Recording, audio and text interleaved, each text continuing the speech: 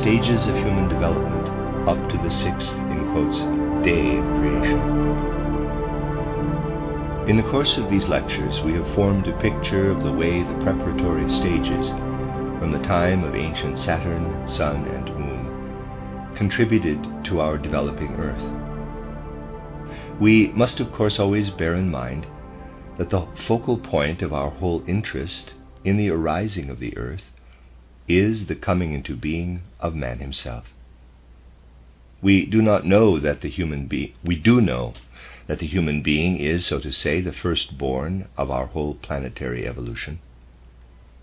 When we turn our gaze back to ancient Saturn, we are struck by the fact that in this condition of weaving warmth, we can speak only of the first rudiments of physical man, and that as yet nothing existed of what surrounds us today in the animal, vegetable, and mineral kingdoms. These kingdoms were added after the human kingdom was already there. Therefore, we have to ask ourselves how the story of Earth's creation, according to Genesis, is to be reconciled with the details of human evolution. There is no doubt about it that in the course of these lectures we shall find full verification of what we are endeavoring to reach today by the spiritual scientific method. From a superficial reading of Genesis, it might seem as though on the sixth day of creation, humankind suddenly appeared from nowhere, like a bolt from the blue. Yet we do know that the human kingdom is the all-important one, and that the other kingdoms are, as it were, byproducts of the ascent to becoming man. So we should be interested in the question as to what was happening with regard to man on the days preceding the sixth day. Where is the human being to be found? If the coming into being of the Earth presents a recapitulation of Saturn, Sun, and Moon, we can presuppose that the coming into being of man is bound to show constant repetitions, and that we do not expect to find humankind only on the sixth day of creation, but before that. How is the apparent contradiction resolved of Genesis not mentioning man previously? First, there is something we have to notice, namely that when Genesis begins to speak of the creation of man, it uses the word Adam. And in the priestly language of the ancient Hebrews, the word Adam corresponds more or less to our word man. But we must understand more exactly what the word Adam is expressing. The word called forth in the soul of a Hebrew sage an image which can perhaps be rendered as, quote, the earthly one, close quote. Thus man is preeminently the earth being, the crowning of all earth existence, the final fruit of earth becoming. But everything which finally comes to maturity in the fruit is already inherent in the nature of the plant. We shall not discover man in the earlier days of creation unless we realize that in reality it is not physical man that precedes the soul spiritual man, but vice versa. We have to think of the physical earthly man of today much in the same way as we think of a small quantity of water which we cool down and allow to solidify into ice. We have to think of soul spiritual man as solidifying, condensing to earthly man through the work of the Elohim on the sixth day, in the same way as water freezes to ice. The attaining of the sixth day consisted in a condensation of the soul spiritual part into solid earth man. On the preceding days, we must not expect to find man in the realm of what is forming supersensibly in the way of physical byproducts, or the laws of the physical byproducts along the path to becoming human, but we shall find him on the days prior to the sixth in a soul spiritual condition. So, when, in the words of Genesis, we say that on the first day there were the inner mobile energy and the things that were manifesting outwardly, we should not expect to find man in the earth realm on that first day, but as a soul spiritual being in the periphery of the earth. We should say that this soul spiritual being was the preparatory stage of man's earthly existence. Today I want to correlate some of the findings of spiritual science with the Genesis account. When Genesis tells us that through cosmic thinking, the two complexes of inner mobile energy and outward manifestation arise, what is it that is being prepared in the very first rudiments of the human being? When the spirit of the Elohim weaves and broods through these complexes, which part of man is in course of preparation? It is what in our present day spiritual scientific terminology we call the sentient soul. Something we regard as belonging to our inner being today was being prepared, according to Genesis, on the first day of creation, up to the moment when it says, quote, "Let there be light," and there was light. Close quote. The sentient soul, as the sole spiritual being of man, was present in all that was contained in the spiritual circumference. To put it more exactly, let us say that in the environment of the earth, the first thing we shall look for is the sentient soul, and place it at the time usually called the first day of creation.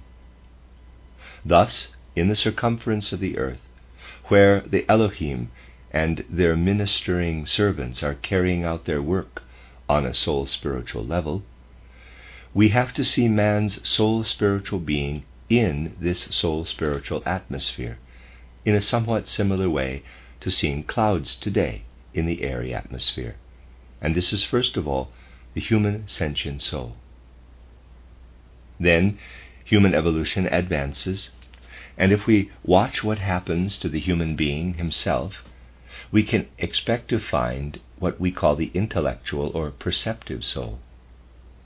The sentient soul advances to the intellectual or perceptive soul, and in the circumference of the earth we have, on the second day of creation, this kind of rarefaction of the sentient soul into the intellectual or perceptive soul. When the sound ether strikes into earth development, when the upper masses separate from the lower, there is, belonging to the upper sphere and weaving and moving therein, the human being who still only possesses the rudiments of the sentient soul and the intellectual or perceptive soul. Then, as the third step, we have to think of man as advancing to the stage of the consciousness soul. So we might think of the whole process, which is presented in Genesis as the third day, as the scene in which, down below on the earth, under the influence of life ether, verdant life is springing forth according to species.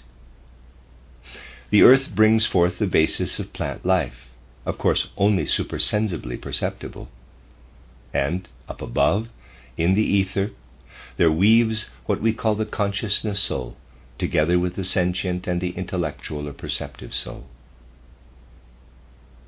Thus, the soul spiritual human being hovers in the periphery of the arising earth. It is as though man is within the substance of the various spiritual beings. So far he has no independent existence. It is as though he were being fashioned as an organ within the Elohim, the Archai, and so on, as though he were a part of their bodies. Therefore it is natural that we are being told about these beings, for at this stage of the earth's becoming, they alone are actual individualities. And to describe their destiny is to describe the destiny of the rudimentary human being as well.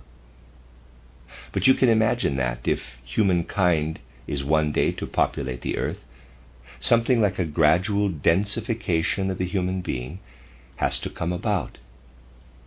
this soul spiritual form must gradually be clothed, as it were, in a body.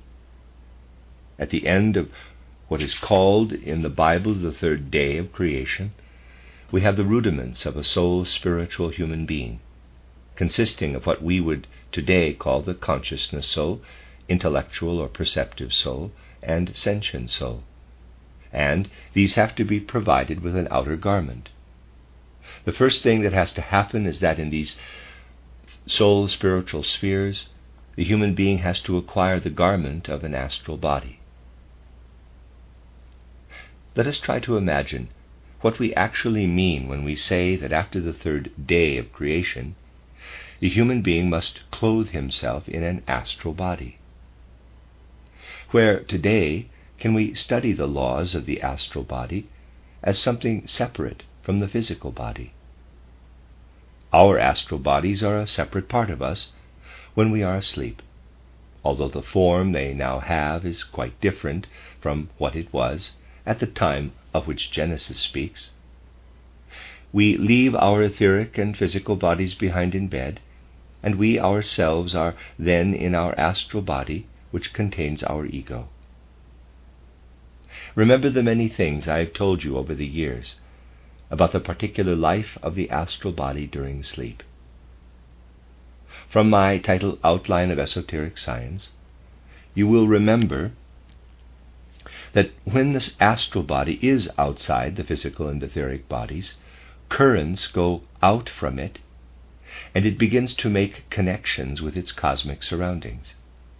When, in the morning, you return from the sleeping to the waking state, you have drawn strengthening forces from the whole cosmos. During the night, your astral body became, by way of these connecting currents, part of the whole surrounding cosmos. It formed a connection with all the beings belonging to our earth. It sent its currents to Mercury, Mars, Jupiter, and so on. And these planetary beings possess strengthening forces which give to the astral body what we need to enable us to continue our waking life on our return to our physical and etheric bodies.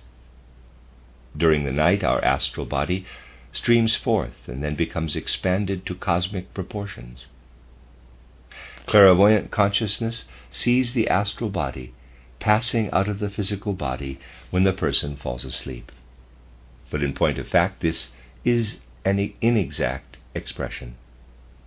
The astral body winds its way out of the physical body in a spiral and moves as a cloud in spiral form.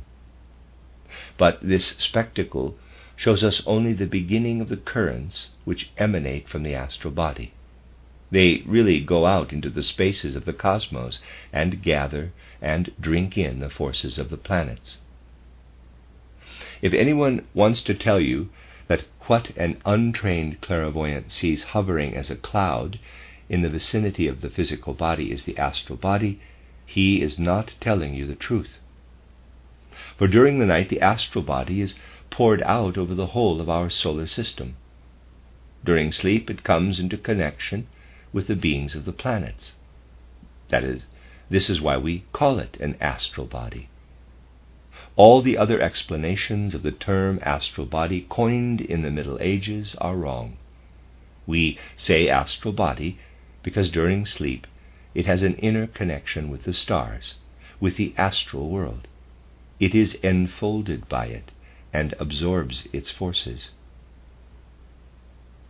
When you consider this fact, confirmed today by spiritual investigation, you will say to yourselves, quote, "Oh, then surely the first currents to form this astral body must have come to the human being from the astral world, the world of the stars, and the starry world must have been engaged in Earth's becoming." Close quote. So, when we say that on the fourth day of creation, what up till then had been of a soul spiritual nature clad itself in the laws and forces of the astral body, then on that same fourth day the stars, the astra, must have begun their activity in the circumference of the earth. Genesis confirms this. When on the fourth day we are told about the happening, which we can describe as, quote, the astral body being formed in accordance with its laws, close quote, Genesis is giving us an exact parallel of this clothing of the human being, where he still hovers in the spiritual or astral environment of the earth, with the astral body, with the activity of the world of the stars, which at that time was part of the earth. Thus, here too we find deep meaning, which is in complete accord with what clairvoyant investigation can tell us about human beings today. Although we shall realize that at the time of which Genesis speaks, the astral body was not the same as our astral body is nowadays during the night, yet its laws were the same, and the activity which it developed was the same.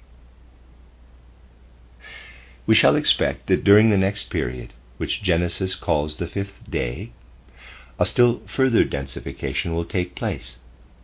Man still remains a supersensible, etheric being, but a further densification does take place in the etheric. Man still does not make contact with the earth. He still belongs to the more spiritual etheric circumference of the earth. And here we touch on something which is extraordinarily important that we understand for the whole development of man in connection with the earth. When we think about the kingdom next to us human beings, the animal kingdom, we may contemplate a question we have often touched upon before, as to why animals actually became animals and man became man. That man has evolved from the animal kingdom, as crude materialism allows people to think, would not even be accepted by superficial, abstract reasoning if it were to take the matter seriously. If we study the process chronologically and look at the earth's development, we have, nevertheless, to admit that animals made their appearance before man became visible as an earth being. So that man could become man on earth, it was necessary that he met with appropriate conditions for his densification. Suppose that on the fifth day of creation, man had become an earthly being such as he is today, that is, that he had become sufficiently densified that he could be called an earthly creature. What would have happened then? He would not have acquired the form, nor become the sort of being he has become, for earth conditions were not sufficiently advanced to give man his human form. Humanity had to wait in a spiritual condition and leave earth to itself, because it could not yet provide the circumstances for earth existence. Man had, first of all, to mature in a soul spiritual realm, in a more etheric sphere. If he had not waited with his descent onto the earth, he would have become encased in an animal form. The animals became animals because the soul spiritual being, the group soul of these animal forms, descended whilst the earth was not yet ready to supply the conditions necessary for the earthly human form. Man had to wait above in a spiritual form. Animals arose because their inner being descended too early to become human. At the time of the fifth day, the earth consisted of air and water. Man was not permitted to descend and fashion himself an earthly body in these. The animals, the group souls of the animals who did descend, became creatures of the air and of the water. Thus, while certain group souls were clothing themselves in bodies suitable for airy and watery conditions, human beings had to wait in a spiritual form in order to be able to acquire their human form later. Genesis describes the whole course of events in a very able way. What would have happened if on the fifth day man had already descended into dense matter? The physical part of his being would not have been able to receive the forces which he actually did receive through the Elohim advancing to become a unity. We have already spoken of this unifying process of the Elohim, and we have said that Genesis presents it in a most wonderful way by speaking first of the Elohim and later on of Jehovah Elohim. We said that the chief characteristic of the Elohim was that they wove in the element of warmth. Warmth was their element. It was, as it were, the body through which they manifested themselves. When, at the end of the evolutionary series described in Genesis, the Elohim had progressed to the point where we can speak of a group consciousness, a Jehovah Elohim, there also occurred a change in the nature of the Elohim. This change followed the same principle as changes in the other hierarchical beings. You will remember that I spoke of the, in quotes, body of the thrones. We said that at the beginning of our planetary evolution, their body was sacrificed to provide the warmth element of ancient Saturn. I then went on to say that we can find the body of the thrones on ancient Sun in the element of air, on ancient Moon in the element of water, and during our earthly evolution in the earth or solid element. For the thrones, this condensing of their essential being further and further from the state of warmth to that of earth indicated a kind of promotion. Let us now ask ourselves, if the Elohim were to go through a similar advancement, if as a kind of reward for their work, they were permitted to go up a stage, what would this imply? In accordance with the laws which govern such things, they would have to move on to the next degree of densification. Just as in primordial times, in the transition from ancient Saturn to ancient Sun, the thrones progressed from the element of warmth to that of air, we can expect that the Elohim, too, in attaining their unified consciousness, will, in regard... Let me read that again. We can expect that the Elohim, too, in attaining their unified consciousness, will, in regard to their outer manifestation, their outer interaction with the body, progress from the element of warmth to that of air. That, however, did not happen on the fifth day, but only at the end of the series of events described in Genesis. Had man been permitted on the fifth day to descend into the finer element of air, the same thing would have happened to him as happened to the other creatures who acquired their bodies in the element of air. They became animals of the air, because they could not be given the strength necessary to lead on to the meaning of earth development, namely the strength of Jehovah Elohim, after the Elohim had risen to that stage. Man had therefore to wait. He was not permitted to clad himself in air.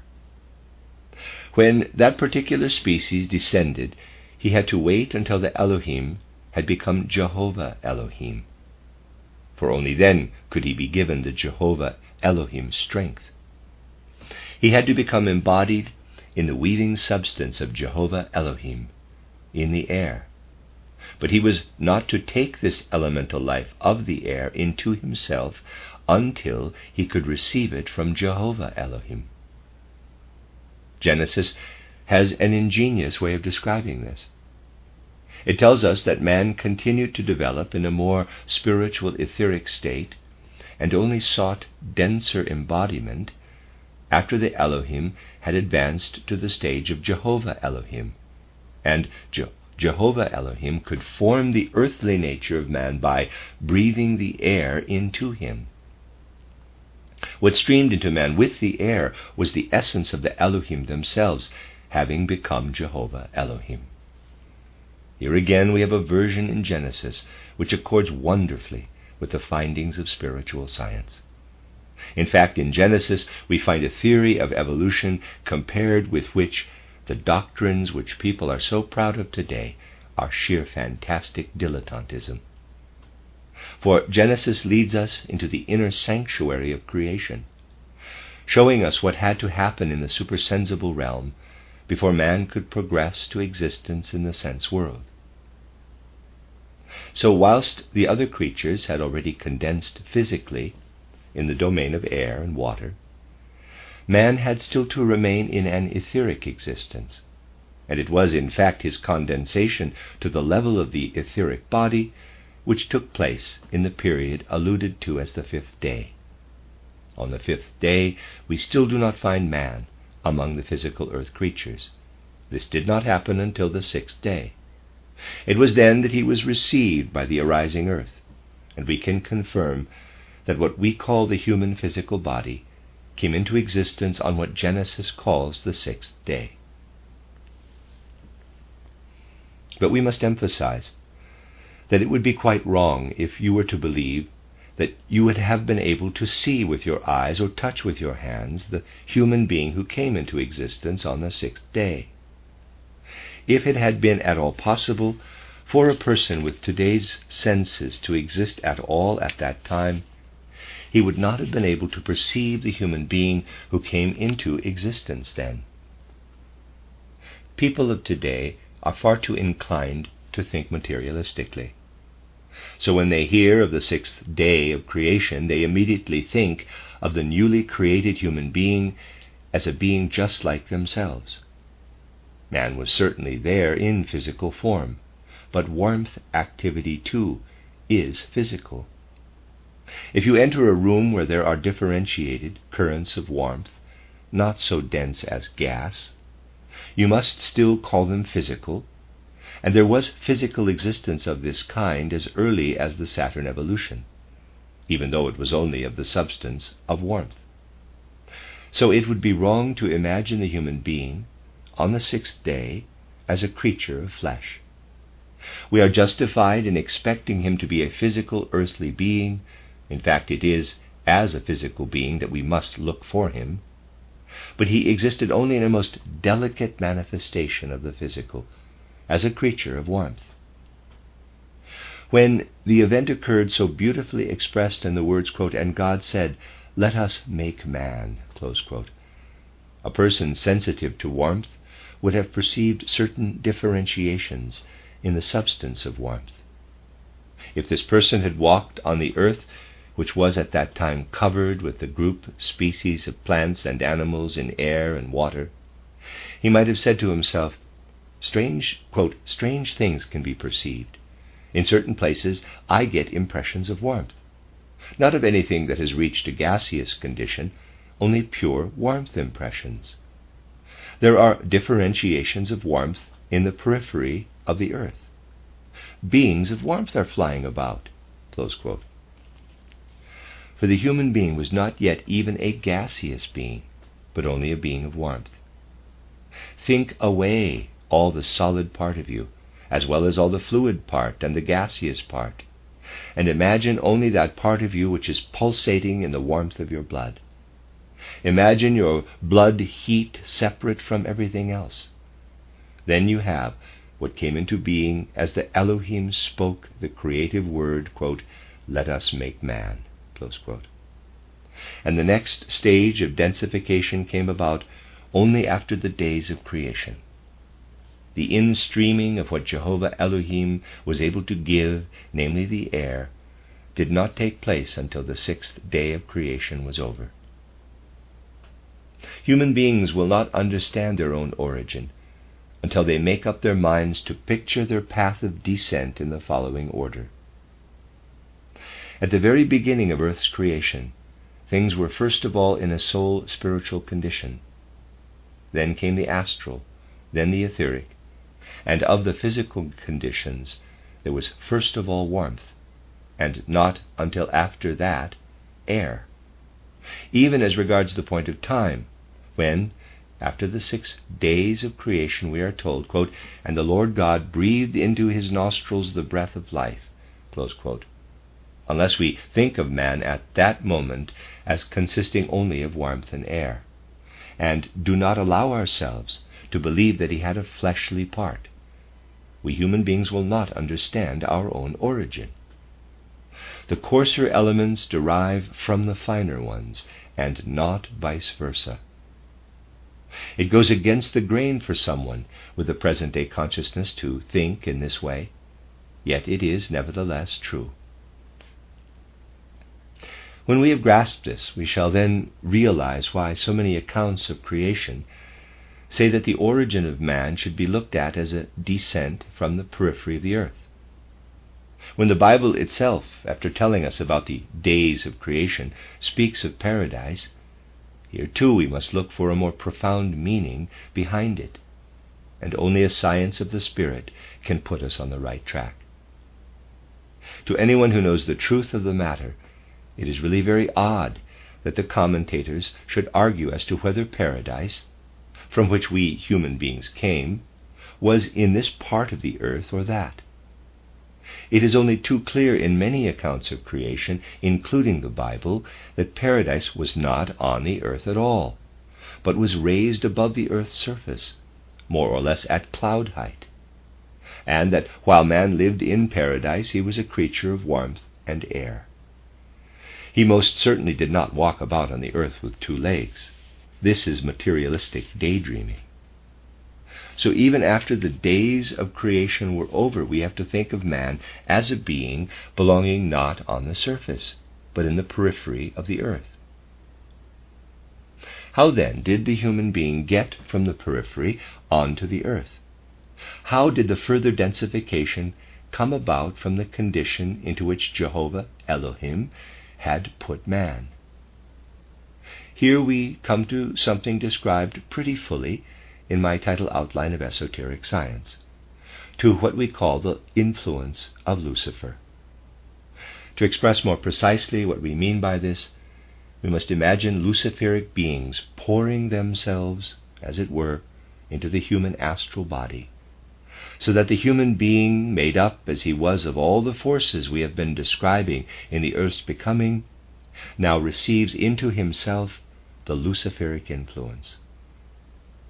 We shall understand what this influence signifies if we say that man's life of desire and aspiration, everything anchored in the astral body, became shot through with the Luciferic element, became more forceful and passionate, more impelled by greed, more self-centered. To sum up, what we today call egoism, the inclination to be a law unto oneself, the preoccupation with securing one's own inner comfort, came about through the influence of Lucifer. Everything good or bad which can be classed as a state of inner comfort or satisfaction came from Lucifer. At first it was an alien influence. The astral body as it had been previously, when it was formed by the currents which streamed into it from the world of the stars, now became different, became the kind of astral body which was permeated by the Luciferic influence.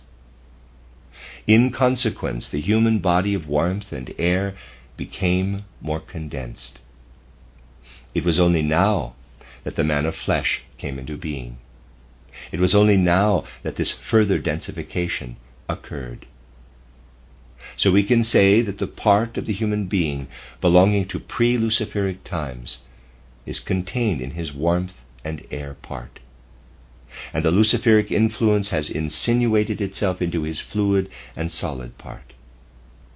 It lives in all that is solid and liquid, and it is not at all a figure of speech, but fairly literally describes the situation when I say that because of the contraction of the human body, brought about by the Luciferic influence, the human being became heavier and descended out of the periphery onto the surface of the earth. That was the withdrawal from paradise, as described in picture form. Not until now did man acquire, so to speak, the force of gravity to sink down from the periphery onto the earth's surface. This is the descent of man onto the physical earth, what brought him right down to earth, whereas he had hitherto dwelt in its periphery. Therefore the Luciferic influence has to be reckoned among the actual formative forces which have fashioned man. This is why there is such a remarkable parallel between the descriptions derived solely from spiritual scientific investigation and those of the Bible. Please note how, in my title Outline of Esoteric Science, I keep clear of anything which might have come about if any part of the Genesis account had been introduced into it. In my description there, I was careful to guard against that. I relied solely on spiritual scientific investigation. Then, at a certain point in the account, the Luciferic influence occurs, described here from quite a different aspect. But when we have made this discovery, then in our spiritual scientific description we have reached the very period of time which is described in the Bible as man's temptation by the serpent, by Lucifer. We discovered the parallel later. Just as gravity, electricity, and magnetism are forces which in a coarser way play their part in the formation of our earth today, so too the development of the earth could not have proceeded without what we call the Luciferic influence. We have to include this Luciferic influence among the earth-building forces. Oriental accounts of the creation, in particular, but not with such delicacy as those of the Bible, also place paradise in the periphery of the earth, and not on the earth itself, and conceive of the expulsion from paradise as a descent from the periphery to the earth's surface. Here also, if we only know how to interpret the words, we find complete agreement between spiritual scientific investigation and the Bible. But let us now look at another factor. We have stressed the point that things are not so easy for the spiritual investigator as they are for the sort of scientist who works roughly on the principle that, quote, at night all the cows are gray, close quote, and traces any amount of occurrences back to the same underlying cause. Where there is cloud formation, the spiritual investigator sees something quite different from what he sees when water forms on the surface of the earth. We have spoken of the cherubim as the directing powers in cloud formation, and of the seraphim as the directing powers in the lightning flash that issues from the clouds. If we now look upon the expulsion from paradise as really referring to a descent from the periphery, we are describing, almost word for word, how man fell through his own weight, and how he had to leave behind him the forces and the beings who form the clouds and the lightning, the cherubim with the flaming sword. Man fell from the earth's periphery out of the region where the cherubim rule with their fiery swords of lightning. There we have a spiritual scientific version that confirms almost word for word the account of the expulsion from paradise, according to which the Godhead placed before the gates of paradise the cherubim with the sword of whirling fire. When you realize this, then it becomes almost palpable that those ancient seers who gave us Genesis gazed with full powers of seership into the mysterious processes where the human being moved and had his being in the etheric heights before he fell from the regions where the seraphim and cherubim rule. How realistic the Bible is! Its descriptions were not just similes or crude symbols. They are the direct findings of clairvoyant consciousness. People of today do not have much of a feeling for the way people in olden times thought about things. The Bible is criticized on all sides for being naive enough to tell us that paradise was once upon a time a big garden planted with beautiful trees where lions and tigers roamed around mingling with human beings. It is easy to criticize a description like this, and one flippant critic has gone so far as to ask what would have happened to man if he had been naive enough to stretch out his hand to one of the lions. Once you have invented a fanciful picture of something never intended by Genesis, then criticism is easy. This kind of outlook has only arisen in recent centuries. People nowadays know very little about the way people of earlier centuries thought. The scholastics of the 12th century would be amazed if they were to return today and could hear what they themselves are supposed to have said about the Bible. It would never have occurred to a scholastic to have the sort of ideas about the Bible such as people have today. People could soon find this out if they really wanted to learn. You only need to study scholasticism properly to see that they are quite clearly saying that they were talking about something different.